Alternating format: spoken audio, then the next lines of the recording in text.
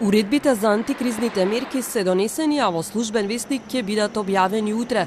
Компаниите ќе може да одберат дали сакаат субвенции од 14.500 динари по вработен или 50% од придонесите за работниците, но врзано со просечната бруто плата исплатена во земјава во јануари годинава. Според премиерот Спасовски, за мерките подобни се да аплицираат 87% од компаниите во земјава.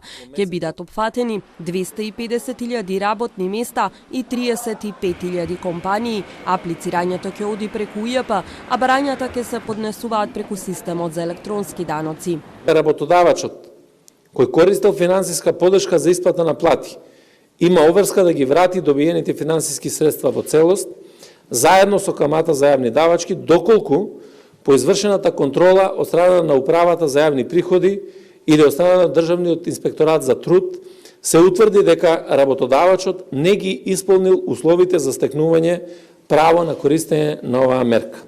Компанијата која ќе добие субвенции има обврска до септември да го задржи истиот број вработени што го имала во моментот на аплицирање и оние што биле на определено и оние на неопределено, како и тие што работеле со скратено работно време. Спасовски тврди дека засега нема драстично зголемување на бројот на работници кои останале без работа поради кризата.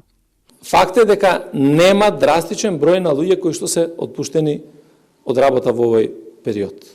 Постои една нормална, би рекол, флуктуација, едни одјавени, пријавени нови, има отпуштање на некоја бројка, има и ново вработени, меѓутоа тоа не е бројка која што драстично отскокнува во овој период. Така да и во тој дел не е состојбата така како што сака да се прикаже, и апел еден до работниците да не потпишуваат спогодби за отпуштање од работа.